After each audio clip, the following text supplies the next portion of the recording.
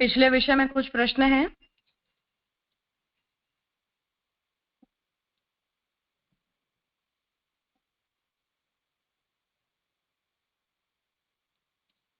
हाँ भार्गव। प्रणाम राजा।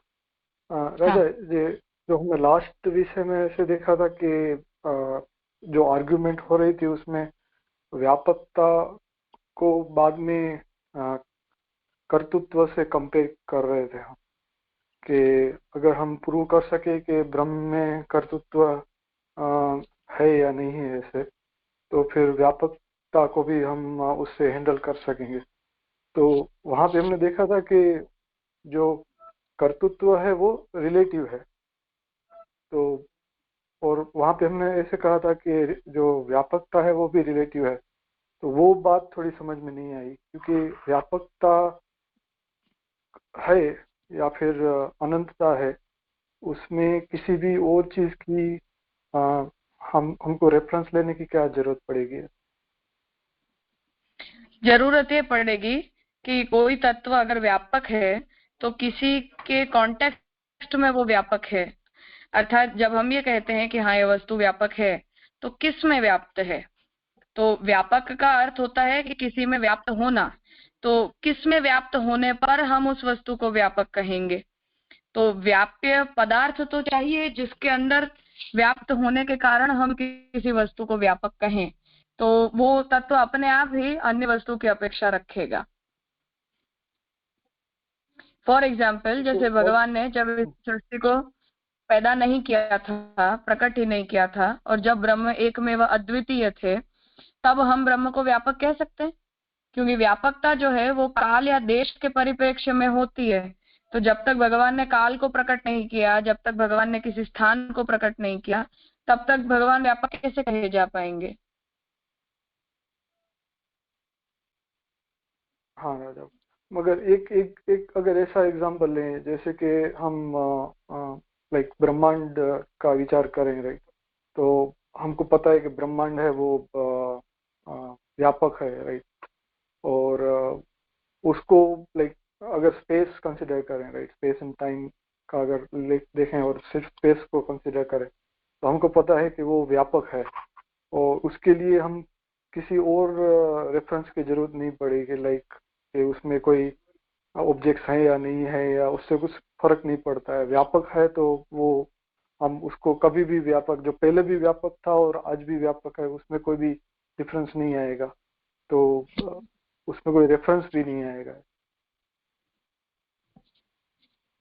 मैं इसीलिए ये कह रही हूँ कि फॉर एग्जाम्पल, जब तक इस जगत में कुछ भी प्रकट नहीं किया गया था, और जब ब्रह्म एकमेव अद्वितीय तत्व थे, तो हम ब्रह्म को व्यापक कह पाएंगे? व्यापक होने का मतलब है कि जो हर स्थान पर प्रेजेंट हो। पर जब भगवान एकमेव अद्वितीय थे, तब भगवान के अतिरिक्त ना तो कोई स्थान अवेलेबल है और ना तो कोई काल अवेलेबल है। तो जब देश नहीं है, जब काल नहीं है, जब रूप नहीं है, मतलब नाम रूप कर्म नहीं है, तब किसके संदर्भ में हम ब्रह्म को व्यापक कहेंगे? कहाँ व्याप्त है ब्रह्म? इसका क्या जवाब मिलेगा हमें? हाँ जी राजा, वो सही है आपकी बात, मगर वो जो चीज ऐसी हो कि जहाँ पे उसको परिचित किया जा सके, राइट, उसके लिए ये एक आर्गुमेंट आई थिंक सही है कि जो उसको कुछ रेफरेंस चाहिए कहाँ पे व्याप्त हो सके, हो उसको बाउंड्री चाहिए, राइट। मगर जो चीज ऐसी हो कि जिसकी कोई बाउंड्री ही ना हो, राइट, तो ब्रह्म भी ऐसी चीज है कि जो हम ऐसे बोल रहे हैं कि वो जगत है तो जगत में व्याप्त है, मगर हम वो भी कहते हैं कि वो जगत रूप भी है, राइट। तो इस एक्चुअली जगत ही ब्रह्म है, और ब्रह्म के बाहर भी जगत, लाइक जगत के बाहर भी ब्रह्म है। तो फिर जो चीज जिससे बनी है उससे हम उसको रेफरेंस भी कैसे लेंगे ऐसे? बात यही है कि ब्रह्म एब्सोल्यूट तत्व है, और जगत की उत्पत्ति से पूर्व ब्रह्म अनिर्वचनीय ही होते हैं। क्योंकि ब्रह्म को एक्सप्लेन करने के लिए, या ब्रह्म को कंपेयर करने के लिए, या ब्रह्म का कॉन्टेक्स्ट देने के लिए हमारे पास कुछ होता ही नहीं है। तो जब ब्रह्म अपने आप को वचनीय बनाना चाहते हैं, या ब्रह्म जब अपने आप को लोगों के लिए प्रेजेंटेबल बनाना चाहते हैं, या प्रेजेंटेशन योग्य बनाना चाहते हैं, उसी इच्छा से भगवान जगत को पैदा करते हैं कि जिससे ब्रह्म वाच्य बन पाए। तो ये जगत के द्वारा ब्रह्म को वाच्य करना या नाम रूप कर्मों के द्वारा ब्रह्म को बोलना या ब्रह्म को विशेषण प्रोवाइड करना, ये तो जगत की उत्पत्ति का प्रयोजन है। भगवान का ही ये इच्छा है, भगवान की ही ये इच्छा है कि ऐसा हो। इसीलिए नाम रूप कर्मों के द्वारा ब्रह्मवाच्य बनते हैं, और नाम रूप कर्म जब तक नहीं होते तब तक ब्रह्म अनिर्वचनीय होते हैं। तो हम डिवॉइड ऑफ जगत ब्रह्म को डिस्क्राइब करते ही नहीं है, और करना चाहते भी नहीं है, कर सकते भी नहीं है।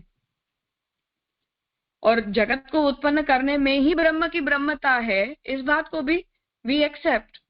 तो उससे बढ़कर या उससे अलग होकर हम ब्रह्म को डिफाइन करने की कोशिश नहीं कर रहे हैं। एसेंशियली नीडेड ऑब्जेक्ट है जगत, अगर हमें ब्रह्म को डिस्क्राइब करना है तो।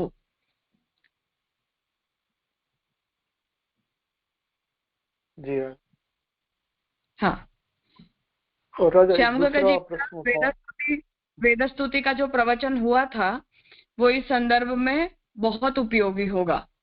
3 साल का जो प्रवचन है उसमें श्याम जी ने इसी सब्जेक्ट को डिस्कस करने की कोशिश की है कि जितने भी लोग जगत की निंदा करना चाहते हैं या जगत को डिटेरियोरेट करना चाहते हैं या ब्रह्म के संदर्भ में जगत को हीन या कम बताते हैं, उन सब के सामने ब्राह्मी की इच्छा के ही परिप्रेक्ष्य में जगत को पैदा किया गया है, और जगत के द्वारा ही ब्रह्म अपने आप को वाच्य बनाते हैं, प्रकृति के द्वारा ही अपने आप को वाच्य बनाते हैं। इसलिए उसकी निंदा करने से तो ब्रह्म की इच्छा वस्तुतः नेगेट होती है, रादर देन जगत के एग्जिस्टेंस को नेगेट करना या जगत की सत्ता को नेगेट करना। तो वो फर्स्ट ईयर का भी 2 साल का सुन लोगे तो ये सब विषय ज्यादा क्लियर हो जाएंगे। और हमारे सिद्धांत में तो ये जगत का होना न होना तो ऐसा कुछ है ही नहीं, राइट। वो आविर्भाव तिरुभाव ही हम कंसिडर करते हैं, जो नाश या अभाव तो हम मानते ही नहीं उसका। तो कभी भी ऐसा कोई टाइम ही नहीं है कि हाँ फॉर एवर ही है सब कुछ। तो हाँ बिल्कुल, क्योंकि तो हम दूसरा लिए इस बात को डिफेंड नहीं करते हैं, पर हम ये कहते हैं कि यदि ब्रह्म नित्य तत्व है और ब्रह्म धर्मी है तो ब्रह्म के धर्म के रूप में भी हर वस्तु का नित्य होना कंपलसरी है। तो धर्मी नित्य हो और धर्म अनित्य हो ऐसा नहीं हो सकता है। तो हम धर्मी और धर्म में तादात्म्य मानते हैं, और तादात्म्य संबंध मानने के कारण दोनों की ही नित्यता मानते हैं। तो यदि ब्रह्म के धर्म नित्य हैं तो ब्रह्म के साथ और चित्त में से ही तो जगत और जीव बनते हैं, तो उन धर्मनिष्ठ जो पदार्थ हैं उनकी भी नित्यता है। इसलिए हम ब्राह्मिक कॉन्टेक्स्ट से ही जगत की नित्यता को एक्सेप्ट करते हैं, नॉट फ्रॉम अवर एंड। जी राजा, दूसरा ये प्रश्न था कि हमने वो भी कहा था कि जो ब्रह्म है वो एक जो वर्ड है, तो वो हम जो श्रुति कहती है कि इसको हम ब्रह्म के ऐसे डिफाइन करती है, तो वो भी अप्राकृत, जो भी रूप, जो भी ब्रह्म का नाम जितने भी हैं वो सभी अप्राकृत हैं। तो वहां पे ये प्रश्न होता था कि वैसे हम देखा जाए तो लाइक हम भी कहते हैं कि रूप नाम विभेद में जगत क्रीडती हो या था। तो सभी कुछ जितने भी रूप हैं, जितने भी नाम हैं, वो कृष्ण के ही है, ब्रह्म के ही है। तो फिर उसमें प्राकृत अप्राकृत ये डिवीजन की भी कुछ जरूरत नहीं है, राइट। डिवीजन इसलिए है क्योंकि किसी में आनंद धर्म का तिरोधान है और किसी में नहीं है। तो बस उसी का बाइफर्केशन दिखाने के लिए हम इन शब्दों का प्रयोग करते हैं, वो सजातीयता दिखाने के लिए कि जिन तत्वों में आनंद धर्म का भगवान तिरोधान कर देते हैं वो वस्तु ब्रह्म, उनके अंदर ऐच्छिक द्वैत प्रकट होता है, और जिन वस्तुओं में वो आनंद धर्म प्रकट रहता है वो ब्रह्मात्मक ही बनी रहती हैं। तो बस उतना ही डिफरेंस शो करने के लिए ये शब्दों का उपयोग है। डेफिनेटली उसके अतिरिक्त तो सब कुछ ब्रह्मात्मक है, तो ये शब्द ज्यादा इंपॉर्टेंट नहीं है। और उनमें भी फिर उसका भी आविर्भाव तिरोभाव ही है। आनंद का भी, तो किसी में भी प्रकट हो सकता है। तो प्राकृत तत्व में प्रकट हो जाएगा तो वो भी अप्राकृति हो जाएगा, जैसा जीवन मुक्ति की अवस्था में मनुष्य के शरीर तक के साथ हो जाता है। तो एज ए कंसेप्ट वो बात तो ऑब्वियसली एक्सेप्टेबल है, पर बस वो आनंद का तिरोधान और आनंद जिनमें प्रकट रहता है उतना फर्क दिखाने के लिए ही प्राकृत अप्राकृत शब्द का यूज किया जाता है। जी राजा। और राजा इसको जो भी कारण हम उसका ये है, डिस्कशन, कारण उसका मुख्य कारण ये है कि ऐच्छिक द्वैत को भी जितना अच्छे से हम स्वाभाविक अद्वैत को एक्सप्लेन करते हैं, उतना ही अच्छे से हमें ऐच्छिक द्वैत को भी एक्सप्लेन करना होगा, क्योंकि तादात्म्यवाद में इन दोनों का बैलेंस मेंटेन होना जरूरी है। तो स्वाभाविक अद्वैत का प्रोपोर्शन 80% हो जाए और ऐच्छिक द्वैत 20% हो जाए, ऐसा हम नहीं कर सकते। तो इक्वल बैलेंस उन दोनों को चाहिए, 50-50 होकर। तो जो ऐच्छिक द्वैत है वो बिना प्राकृत हुए सिद्ध नहीं हो पाएगा, तो वहां उसकी प्राकृतता भी जरूरी है। और जितने अंश में स्वाभाविक अद्वैत है, वहां भगवान के धर्मों का साम्य देखना भी आवश्यक है। तो वो दोनों ही एस्पेक्ट्स को हम प्रूव करते हैं, तभी तादात्म्यवाद जस्टिफाई होगा। ठीक है। तो दूसरा ये भी सोच मीन्स ये जो डिस्कशन हुई थी कि ब्रह्म स्थूल है या फिर सूक्ष्म है या फिर ये जो विरोध धर्म जो है, तो उसमें जो हम विरोध धर्म आश्रयता जो हम कंसिडर करते हैं ब्रह्म की, अगर वो ही हम उसको ही बेस बना लें तो फिर ये कोई भी क्वेश्चन ज्यादा डिफिकल्ट नहीं रहेगा, राइट? हाँ हाँ, बिल्कुल ऐसा कह सकते हैं। जी राइट। और कुछ नहीं, स्पष्ट हुआ राजा। ठीक। प्रणाम राजा। हाँ हाँ गौरी। પ્રણામ રાજા. રાજા, આપે એવું કીધું હતું કે બ્રહ્મ સ્થૂળ છે ને સૂક્ષ્મ છે, તો એ સૂક્ષ્મ એટલે શું, એનો શું અર્થ થાય? सूक्ष्म होने का मतलब है कि जिसे हम अपने इंद्रियों के द्वारा देख समझ या नहीं सकते, जो इंद्रियातीत होता है वो सूक्ष्म अति सूक्ष्म कहा जाता है। जैसे बैक्टीरिया वगैरह होते हैं तो हमारी आंखों से नहीं दिखते, तो हम कहते हैं कि हाँ वो माइन्यूट हैं या वो पार्टिकल्स हैं या सेल्स हैं। तो उस तरह से जैसे हम इन पदार्थों को बोलते हैं, उसी तरह ब्रह्म के लिए भी बोलते हैं कि वो इंद्रिय गोचर तत्व नहीं है। हाँ, छोटे से छोटा, अगर कुछ भी छोटा है तो सबसे छोटा भी ब्रह्म है, और अगर स्थूलतम भी अगर कुछ है, बड़े से बड़ा भी अगर है, तो वो भी ब्रह्म ही है। हाँ राजा, समझायो। हाँ ठीक है। तो ब्रह्म की निर्गुणता को लेकर जो पूर्व पक्ष है श्री शंकराचार्य जी द्वारा प्रस्तुत किया गया, उसे हम डिस्कस कर रहे थे यहाँ लालू भट्ट जी के ग्रंथ में।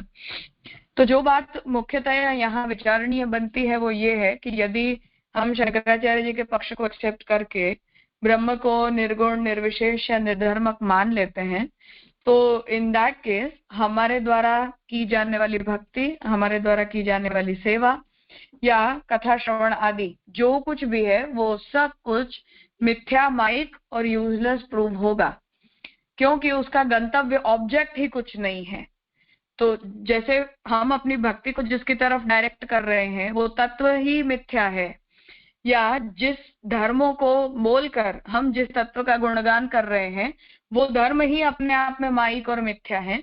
तो इस पक्ष का स्वीकार करने में समस्या सबसे बड़ी ये आ रही है कि हम जो है वो अपने साधना क्रम के अंदर जितने भी साधनों का अंगीकार करते हैं उन सबको हमें मिथ्या कह देना पड़ेगा। और सेकेंडली दूसरी प्रॉब्लम ये है कि अगर हम इन पक्षों को मानते ही हैं, करते ही हैं, या उन उपचारों के द्वारा भगवान की प्राप्ति हो सकती है ऐसा यदि हम कह ही रहे हैं, तब हमारे पक्ष से ये अपेक्षित है कि हम निर्गुणता, निर्धर्मकता या निर्विशेषता वाची जितने भी श्रुति वचन हैं उन सब का अर्थ अपने तरफ से बताएं कि हम इन शास्त्रीय वचनों का क्या अर्थ करेंगे कि जिससे हमारे मत का वाद न होता हो। तो उस दृष्टि से यहाँ इस विषय का विवेचन किया जा रहा है। तो लास्ट तक हमने इस बात को देखा कि पूर्व पक्षी ने वहां ये आर्ग्यूमेंट दी कि हम यदि किसी भी वस्तु का विवेचन करते भी हैं, किसी भी वस्तु का को नेगेट भी यदि करते हैं, तब भी उसका आधार तत्व तो सिद्ध होता ही है। तो मैं अगर ये कहती हूँ कि जमीन के ऊपर घड़ा नहीं रखा हुआ है, तो घट को नेगेट करते हुए भी मैंने भूतल की सत्ता का तो अंगीकार किया ही किया।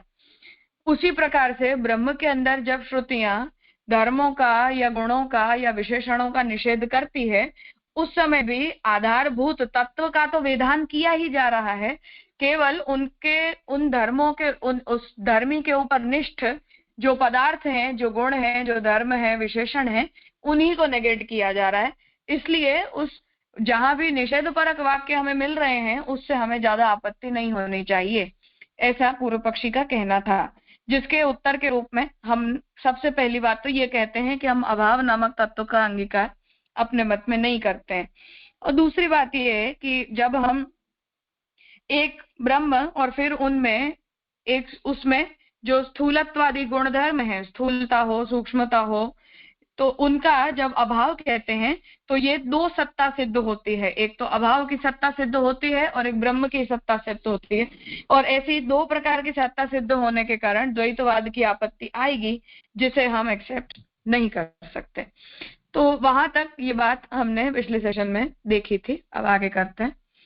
अपरंच भूतले घटो नास्ति इति प्रत्यय साक्षिकः पदार्थ विशेषो अभावः प्रतियोग्य सत्ता रूपः। तो जो बात यहाँ इसके कलेक्शन के रूप में जो भी पूरी बात अब तक देखी, उसके कंक्लूजन के रूप में यहाँ ये बात कही जा रही है कि जब भूतले घटो नास्ति, इस जमीन के ऊपर घड़ा नहीं है, ऐसा जब हम कहते हैं तो उस समय पदार्थ विशेष का हम अभाव बोलते हैं। जिस पदार्थ विशेष का, जैसे घट, तो घट पदार्थ विशेष का जब हम अभाव बोलते हैं तो वो उसकी प्रतियोग्य सत्ता को सिद्ध करता है। अर्थात न्याय का सिद्धांत ये कहता है कि घटो नास्ति, इसका पॉजिटिव स्टेटमेंट क्या होगा? घटः अस्ति। तो घट का ना होना और घट का होना, इन दोनों ही वाक्यों में घट नामक तत्व की सिद्धि तो होती ही है, केवल देश विशेष में उसका निषेध होता है। तो तात्पर्य है कि अभाव बोलने पर भी वस्तु सिद्ध होता है और भाव बोलने पर भी वस्तु की सत्ता सिद्ध होती है। केवल देश विशेष में या काल विशेष में उसका निषेध मात्र इन वचनों से होता है, वस्तु नेगेट नहीं होती है। इसलिए दो सत्ता सिद्ध होगी अगर इन वाक्यों के द्वारा हम ब्राह्मी के गुणधर्मों का भी निषेध करने का सोचेंगे तो। तथा प्रकृतेः श्रौत स्थूलत्वादि अभावः तद अभेदे ब्रह्मणि स्वीकृते सत्ता रूपत्वापायात् सत्यम ज्ञानम अनंतम ब्रह्म इति श्रुति व्याकोपः। तब यहाँ ये कह रहे हैं कि यहाँ जो बात कही जा रही है, तो पूर्व पक्षी प्रकृतेः का मतलब है कि इस प्रसंग में, इस कॉन्टेक्स्ट में, तो यहाँ जो चर्चा चल रही है उसमें हम ये कहते हैं कि श्रुति जो है वो ब्रह्म के अंदर स्थूलता, सूक्ष्मता आदि धर्मों का अभाव बताना चाहती है। अगर ये बात हम मान लेते हैं और ब्रह्म के अंदर किसी भी वस्तु की सत्ता को हम यदि नहीं स्वीकारते हैं, तो सत्यम ज्ञानम अनंतम ब्रह्म ये श्रुति वचन झूठा साबित होगा, क्योंकि ब्रह्म के अंदर सत्ता नामक तत्व का, धर्म का अंगीकार श्रुति इस वचन से करती है। यदि तु अभावस्य प्रतियोग्य सत्ता रूपत्वम न आद्रियते पदार्थांतरत्वम अंगीक्रियते। अब दूसरा पक्ष ये आ रहा है कि हम अभाव के द्वारा जो है वो किसी दूसरे वस्तु की सत्ता का अंगीकार न करें, अर्थात किसी दूसरे वस्तु को हम कहना चाह रहे हैं, ऐसा यदि हम न मानते हो तो उस स्थिति में भी हमें जो श्रुति जिन वचनों के द्वारा इसका निषेध करना चाह रही है, उन वचनों की सत्ता को भी हम एक्सेप्ट, उन वचनों को भी हम एक्सप्लेन नहीं कर पाएंगे। तो प्रॉब्लम ये आएगी कि हम अभाव के द्वारा यदि प्रतियोग्यता, अर्थात किसी, मैंने जब ये कहा कि घटो नास्ति, अब घटो नास्ति अर्थात घट का अत्यंत अभाव तो हम बोलना नहीं चाह रहे हैं कि घट इस ब्रह्मांड के अंदर है ही नहीं। हम घटो नास्ति के द्वारा केवल इतना कहना चाह रहे हैं कि हमें दिखाई देने वाली जगह में कोई घड़ा हमें दिखाई नहीं दे रहा है। तो यदि इस अभाव को बोलकर भी हम घट रूपी किसी वस्तु की सत्ता को तो हम बोल ही रहे हैं, तो ऐसी अगर प्रतियोग्यता रूप सत्ता अगर हम न भी माने और हम ये कहें कि नहीं, अभाव नामक एक स्वतंत्र तत्व होता है, उसके द्वारा अभाव को बोल रहे हैं। सी कंसेप्चुअली जो आर्ग्यूमेंट दी जा रही है वो यहाँ ये है कि होना और न होना, ये दो सिनेरियो हैं हमारे पास। होना किसी वस्तु की सत्ता को सिद्ध करता है और न होना किसी वस्तु की असत्ता को सिद्ध करता है। पर इस ब्रह्मांड के अंदर एज ऑफ नाउ हम जितनी भी वस्तुओं को बोलते हैं, मानो हमने यहाँ घड़ा को एज एग्जाम्पल लिया है, तो घट को जब हमने एज एन एग्जाम्पल लिया, तब हम ये तो नहीं कहना चाहते हैं कि इस पूरे ब्रह्मांड में घट नाम की कोई वस्तु है ही नहीं, क्योंकि यदि हम ऐसा कहना चाहेंगे तो घटो नास्ति ये प्रयोग असिद्ध होगा, क्योंकि जो वस्तु इस ब्रह्मांड में एग्जिस्ट नहीं करती उसको किसी संज्ञा के द्वारा बोला कैसे। संज्ञा मतलब नाम, तो किसी भी नाम के द्वारा हमने उसे डिनोट ही कैसे किया कि जो वस्तु नेवर एग्जिस्टेंट है, जिस वस्तु का कोई अस्तित्व है नहीं। उसी तरह exactly in the same way जब मैं ये कहती हूँ कि ब्रह्म स्थूल नहीं है या जब ब्रह्म सूक्ष्म नहीं है, तो स्थूलता और सूक्ष्मता फॉर एग्जाम्पल ब्रह्म के अंदर नहीं मान रहे हैं, पर हम स्थूलता और सूक्ष्मता ब्रह्म के अतिरिक्त किसी अन्य पदार्थ में तो मान ही रहे हैं। तभी तो हमने स्थूलता और सूक्ष्मता इन दोनों संज्ञाओं को, इन दोनों टर्म्स को कॉइन किया कि हाँ, स्थूलता जैसी कोई चीज होती है, सूक्ष्मता जैसी कोई चीज होती है, परंतु वो ब्रह्म में नहीं होती। तो जब हम संज्ञा दे रहे हैं तो संज्ञा का अर्थ ये है कि हम उस संज्ञा का जिस वस्तु के लिए या जिस गुणधर्म के लिए उपयोग कर रहे हैं वो वस्तु ब्रह्मातिरिक्त किसी पदार्थ के अंदर तो है ही, ऐसा हम कहते हैं। जब हम ये कहते हैं तो उसका अर्थ है कि हम अभाव को केवल सत्ता के कॉन्टेक्सचुअल नेगेशन के अर्थ में यूज करते हैं कि ये वस्तु नहीं है तो ब्रह्मांड में नहीं है, ऐसा हम नहीं कह रहे हैं, परंतु वो वस्तु यहाँ नहीं है या इस समय नहीं है या इतने टाइम तक वो वस्तु नहीं है, इतना ही हमारा कहने का तात्पर्य होता है। अब यदि ऐसा होता है तो उसका अर्थ यह है कि अभाव नामक कोई स्वतंत्र तत्व नहीं होता, अभाव केवल कॉन्टेक्सचुअली with reference to some particular scenario, with reference to some place or time, किसी वस्तु का न होना, इतना ही हम अभाव के द्वारा बोलना चाहते हैं। इसलिए उसका सार्वत्रिक अभाव या अत्यंत अभाव जो है वो बोला नहीं जाता है, परंतु अभाव को यदि एक स्वतंत्र तत्व के रूप में हम एक्सेप्ट कर ले कि नहीं, किसी वस्तु का न होना भी एक सत्ता की वैरायटी है, एक एग्जिस्टेंस की टाइप है। जब हम किसी वस्तु को अत्यंताभाव के द्वारा डिनोट करते हैं या उसकी संज्ञा देते हैं, तब उस वस्तु की भी किसी न किसी प्रकार के हाइपोथेटिकल एज्यूम करने जैसी भी कोई सत्ता होती है। अगर ऐसा हम कहते हैं तो तदा तु अस्थूलादि श्रुतिभिः धर्माणां निवारण असंभवात् ब्रह्मणः सधर्मकत्वमेव आयाति इति जितम धर्मवादिभिः। तो अब समस्या ये होगी, अगर हम ऐसा कहते हैं कि नहीं, अभाव नामक एक स्वतंत्र तत्व होता है, ऐसा अगर हम स्वीकार करते हैं, तो जो श्रुति ब्रह्म के अंदर स्थूलता का निषेध करती है, एक श्रुति ये कहती है कि ब्रह्म सूक्ष्म भी होता है, एक श्रुति ये कहती है कि ब्रह्म स्थूल नहीं भी होता। अब समस्या ये आ रही है कि यदि आप अभाव को एक तत्व के रूप में एक्सेप्ट कर लेते हो तो आपको पुनः इन दोनों में से श्रुतियों के प्रति सिलेक्टिव होना पड़ेगा, क्योंकि जब श्रुति ये कहेगी कि अस्थूल अर्थात ब्रह्म स्थूल नहीं है, और दूसरी तरफ एक श्रुति ये कहेगी कि ब्रह्म स्थूल भी होता है और ब्रह्म सूक्ष्म भी होता है, तो पॉजिटिव और नेगेटिव ये दोनों ही स्टेटमेंट हमें अवेलेबल हो रहे हैं। अब हमें अगर अपनी बात सिद्ध करनी है कि नहीं, अभाव नामक एक स्वतंत्र तत्व होता है, वो केवल सत्ता का कॉन्टेक्सचुअल नेगेशन नहीं होता, तो उस केस में फिर से हमें इन दोनों में से किसी एक वाक्य को सिद्ध करना ही पड़ेगा, क्योंकि अस्थूलता भी ब्रह्म का धर्म सिद्ध हुई और स्थूलता भी ब्रह्म का धर्म ही सिद्ध हुई। इसलिए ऐसी स्थिति में तो ब्रह्म के अंदर धर्म का स्वीकार करने वाले जो लोग हैं उन्हीं की जीत होगी। इफ एट ऑल आप श्रुति वचनों में किसी एक को सही और किसी एक को गलत साबित नहीं करना चाहते हैं तो, बिकॉज ऐसा करने का साहस कोई नहीं कर सकता है। हम अज्यूम करके ये चल रहे हैं कि कोई ये नहीं कह सकता है कि हम इस श्रुति को मानते हैं और इस श्रुति को नहीं मानते हैं, तो दोनों ही श्रुतियां हमारे सामने है, उन दोनों ही श्रुतियों को साथ लेकर हमें चलना है, तो अभाव को एक स्वतंत्र तत्व के रूप में हम बोल नहीं पाएंगे। और अगर उसे स्वतंत्र तत्व के रूप में हम नहीं बोल पाएंगे, तब फिर हमें ब्रह्म के अंदर इन दोनों ही श्रुतियों का समन्वय करना पड़ेगा। और यदि हम समन्वय करने का प्रयास करेंगे तो उससे यही सिद्ध होगा कि ब्रह्म विरुद्ध धर्माश्रय होते हैं। और विरुद्ध धर्माश्रयता स्वीकारने पर ब्रह्म के अंदर धर्मों का स्वीकार करने वाला जो पक्ष है वो जीत जाएगा, निर्धर्मक का स्वीकार करने वाला पक्ष हार जाएगा। अतः न अधिकरणात्मकता अभावस्य, इसलिए हम अभाव की अधिकरणात्मकता एक्सेप्ट नहीं कर सकते कि अभाव भी किसी प्रकार का अधिष्ठान होता है, ऐसा हम नहीं कह पाएंगे। थोड़ा सा कठिन था, आप लोग अगर कुछ पूछना चाहते हैं तो पूछ लीजिए, फिर हम आगे करें।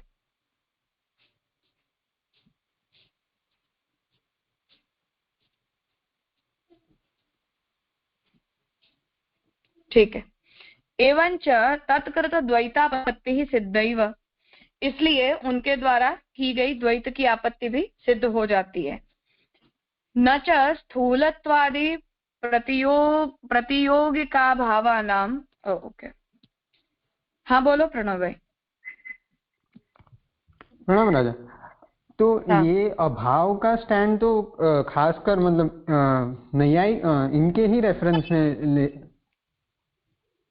मतलब शंकराचार्य जी को भी क्या अभाव मान्य है ऐसे अधिकरणतया? नहीं, मान्य नहीं है, पर जब वाद चल रहा है तब वाद की शैली में तो फिर अपने मत को जस्टिफाई करने के लिए उतना एस्पेक्ट यूज करने में भी कोई आपत्ति नहीं होती है। अच्छा, और हाँ। जिस प्रकार से अभाव के संदर्भ में ये बात कह रहे हैं, तो फिर उसके सामने सत्ता को भी जब हम मान्य कर रहे हैं या सभी अन्य मतों में मान्य कर रहे हैं, तो वो होना या सत्य होना किसी का या सत्तावाचकता होनी, वो भी वापस श्रुति वचन से ही हम मतलब दोनों स्टैंड मानिए वहां से ही होंगे। जैसे अभाव नेगेट हो रहा है, वैसे भाव का होना भी सामने वही अन्य श्रुति वचनों से होगा। हाँ, डेफिनेटली। जी राजा, प्रणाम।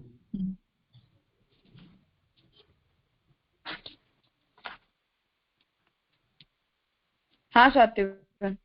हाँ राजा प्रणाम। ये जो हाँ। अभाव के लिए अधिकरण हमने नहीं स्वीकारा वो तो समझ में आया, पर जब नेगेट करेंगे तो निषेध में तो अधिकरण आएगा ना, क्योंकि अदरवाइज निषेध बोला भी नहीं जाएगा। नहीं, समस्या ये आ रही है कि पूर्व पक्षी ये कहना चाह रहा था कि धर्म का निषेध करने पर भी स्थान तो सिद्ध हो ही रहा है, तो समस्या क्या है? ब्रह्म की सिद्धि में तो कोई आपत्ति आ नहीं रही है। हमने जब उसमें आपत्ति खड़ी की कि नहीं ये ट्रेंड ठीक नहीं है, तो दूसरा विकल्प हम पूर्व पक्षी ये रख रहा है कि आप अभाव को एक पदार्थांतर मान लो, तो हमने कहा कि नहीं, उससे द्वैत आएगा। अब उस द्वैत की आपत्ति में ही ये कंटिन्यूएशन में ये आर्ग्यूमेंट आई कि ब्रह्म के अंदर सत्ता होती है, सत्ता का धर्म तो होता है। अब सत्ता की एक वैरायटी के रूप में अभाव को माना जाए या ना माना जाए ब्रह्म के अंदर, उसमें ये तीसरी बात आई कि हम वो भी नहीं मान सकते, क्योंकि श्रुति ब्रह्म को स्थूल और अस्थूल दोनों कहती है। तो यदि एक पक्ष को हम मानते हैं और दूसरे पक्ष को हम नहीं मानते हैं तो प्रॉब्लम होती है। इसलिए हमें उसे सत्ता ही कहनी होगी जिसमें ब्राह्मी की सत्ता विरुद्ध धर्माश्रयता रूप होती है, ऐसा हम कहना चाह रहे हैं। जी राजा। और ये प्रतियोग्य सत्ता रूप वो अधिकरण तया समझना है ना? हाँ, वो अधिकरण तया समझना। हाँ जी राजा। हाँ ठीक है। अतः न अधिकरणात्मकता अभावस्य, इसलिए अभाव की अधिकरणात्मकता हम एक्सेप्ट नहीं करेंगे। एवंच तत्कृत द्वैतापत्ति सिद्धैव न च स्थूलत्वादि प्रतियोगिका भावानां मिथ्यात्वांगीकारे द्वैत निवृत्त्या सर्वं सुस्थम इति वाच्यम। अब यहाँ ये बात कह रहे हैं कि स्थूलत्वादि प्रतियोगिका भावानां, यहाँ प्रतियोगी शब्द का मतलब होता है स्थूल का प्रतियोगी बनेगा स्थूलत्वाभाव, स्थूल का अभाव। तो न्याय की लैंग्वेज में प्रतियोगी का मतलब होता है कि किसी का भी ऑपोजिशन में जो भी हो वो उसका प्रतियोगी होगा। तो भाव यदि हम बोले रहे हैं तो प्रतियोगी होगा उसका अभाव, और अभाव यदि भाव में बोला जा रहा है तो उसका प्रतियोगी होगा भाव। तो न च स्थूलत्वादि प्रतियोगिका भावानां मिथ्यात्वांगीकारे द्वैत निवृत्त्या सर्वं सुस्थम। अब पूर्व पक्षी ये कह रहा है कि धर्म और धर्म का अभाव, ये जो दोनों ही पक्ष हैं, एक तो कोई ब्रह्म के अंदर किसी प्रकार का धर्म और ब्रह्म के अंदर उस धर्म का अभाव, ये दोनों ही मिथ्या हैं शंकराचार्य जी के हिसाब से। तो इसलिए उनसे कोई द्वैत नहीं होता है, उससे तो अद्वैत ही होता है, मतलब ब्रह्म की ही सत्ता सिद्ध होती है, क्योंकि धर्म भी मिथ्या होता है और धर्म का अभाव यदि बोला जा रहा है तो धर्म का अभाव भी मिथ्या होता है। तो धर्म तदभाव प्रतिपादकानां श्रुतीनां मिथ्यार्थ प्रतिपादकतया। तो अब इसमें समस्या ये आएगी कि जो शंकराचार्य जी हैं उनके मत से अब ब्रह्म का धर्म कहने वाली और ब्रह्म में धर्म का अभाव कहने वाली, मतलब जो श्रुति ये कहती है कि ब्रह्म स्थूल और सूक्ष्म होता है और दूसरी श्रुति जो ये कहती है कि ब्रह्म में स्थूलता नहीं होती, ये दोनों ही श्रुतियां मिथ्या कहती हैं। और इसीलिए ये जो दोनों श्रुतियां हैं वो समान बल वाली हैं, इक्वल उनका कैलिबर है, इक्वल उनका अर्थ प्रामाण्य स्वीकारना है।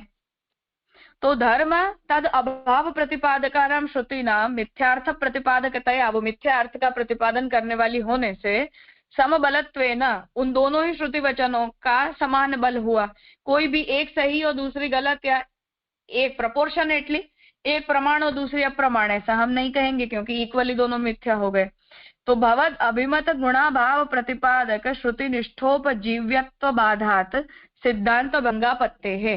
तो अब समस्या ये होगी कि धर्म का अभाव बोलने वाली जितनी भी श्रुतियां हैं उनमें जो उपजीव्यपन है, अर्थात उनके द्वारा आप सिद्ध क्या करना चाहते हो। जैसे श्रुति ने ये कहा कि हाँ ब्रह्म अस्थूल होता है, ब्रह्म को बोला नहीं जा सकता, ब्रह्म को सोचा नहीं जा सकता, ब्रह्म को कहा नहीं जा सकता।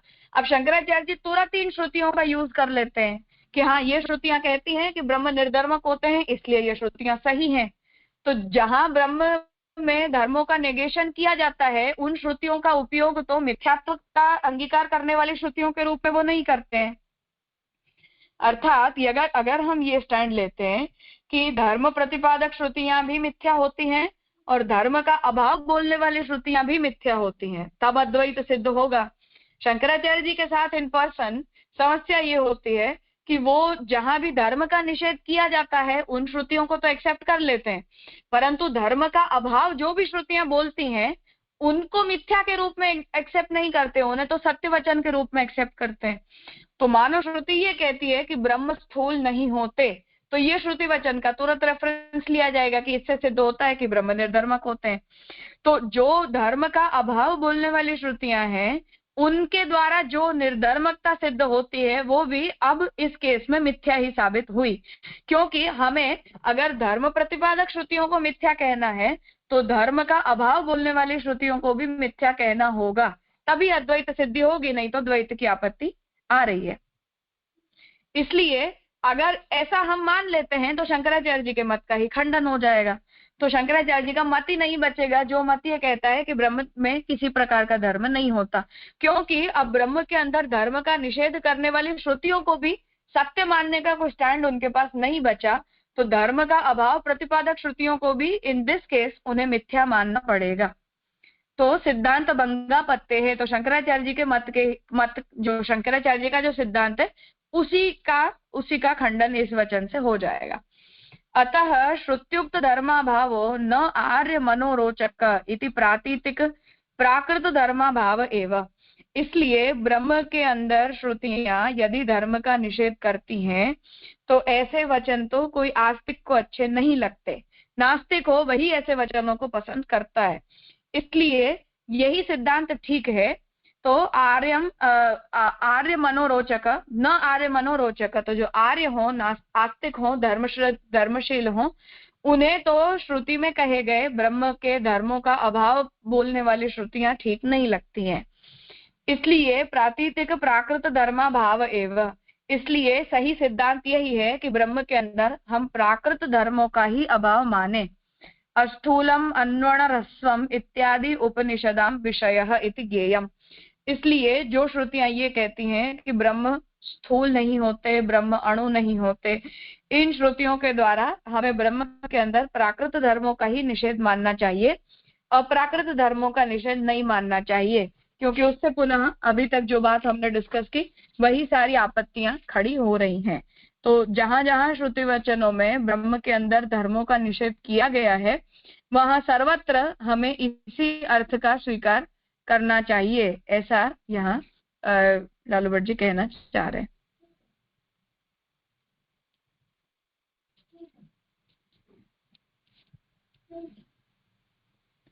आज का विषय यहाँ रखते हैं, इसे देख लेना, कुछ समस्या हो समझने में तो कल चर्चा करके फिर आगे करेंगे। प्रणाम।